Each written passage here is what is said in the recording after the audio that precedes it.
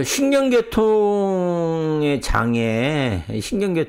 장애나 뭐 정신장애로 장애가 생기신 분들 같은 경우에, 이런 경우에는 이제 이게 척추 이하 이렇게 많이 다치셔갖고 완전히 노동력 상실률이 노동 능력이 없으신 분들이 있죠. 그런 분들은 당연히 1급이죠. 그래서 신경계통의 기능이나 정신기능에 뚜렷한 장애가 남아서 항상 간병을 받아야 되는 이런 분들의 경우에는 1급이고요. 그 다음에 이제 항상 간병을 할 필요는 없지만은, 여기서 항상 간병의 경우에는 보통 여기서 24시간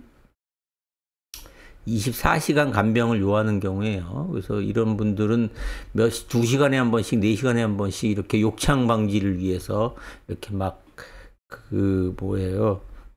막 들어주고 해야 될 정도까지 하시는 분들, 이런 분들은 이제 1급이 해당되고, 이제 그 정도는 아니고 수시로 간병을 요하는 분들, 이런 병에는 이제 제 2급에 해당됩니다. 이런 분들은 뭐 하루 8시간, 그래서 항상 간병의 경우에는 뭐 자는 시간 빼고라도 해도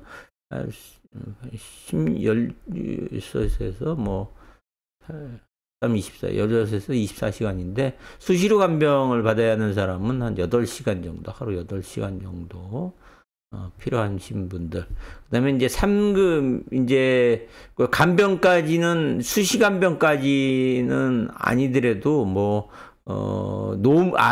일 자체에 노무 종사가 불가능하신 분. 그래서 신경계통이나 정신기능에 뚜렷한 장애가 남아서 평생 동안 노무에 종사할 수 없는 사람, 이게 노동력 상실률 100%인 거죠. 그래서 1급, 2급, 3급의 경우에는 노동력 상실률이 전부 다 100%예요. 근데 1급, 2급은 노동능력 상실이 100%일 뿐만 아니라 이 간병을 이렇게까지 필요하신 분의 경우에 이제 3급을 받게 되고요. 근데 3급이라고 간병이 필요 없는 경우는 없는 건 아니에요. 그래서 제가 지금 맡고 있는 사건의 경우에 이제 천막 공사를 하다가 천막이 찢어지면서 떨어지갖고 이제 목 밑에를 좀 다치신 분인데, 그래서 그분은 많이 호전이 되셨는데, 그래서 그분 같은 경우에는 8시간 개호는 아니더라도 6시간 개호를 인정받았어요. 그러니까 6시간 정도의 개호를 필요할 정도. 그러니까 상급이라고 해서 개호가 필요 없는 정도는 아닌데, 다만 이제 2급에 비해서는 개호 시간이 조금 어느 정도 어느 정도 이제 스스로 움직임이 가능한 정도, 요 정도 되는 경우에 이제 6시간 개호로 해갖고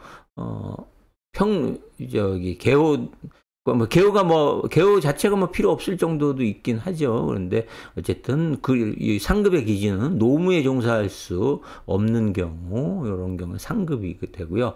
그 다음에 이제 요 신경계통의 장애로 특별히 쉬운 일 이외에는 할 수 없는 정도, 이런 게 5급 정도 되고요. 그 다음에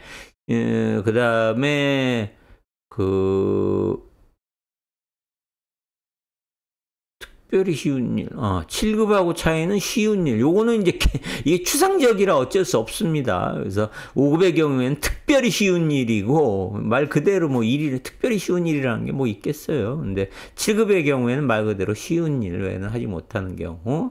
그 다음에 이제 9급은 노무가 어느 정도 제한된 사람, 요 정도. 그래서 요거는 노동력 상실률을 따라 다르겠죠. 그 다음에 이제 국부의 전체적인 것이 아니고 국부의 신경 증상이 남은 사람, 심한 신경 증상이 남은 경우에는 12급. 여기서 국부라는 것은 일정 손가락 끝이든 발가락 끝이든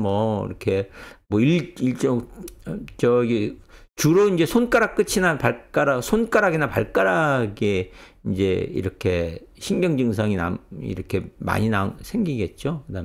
그 다음에 이제 심한 정도는 아닌 경우에 이제 14급을 하게 됩니다.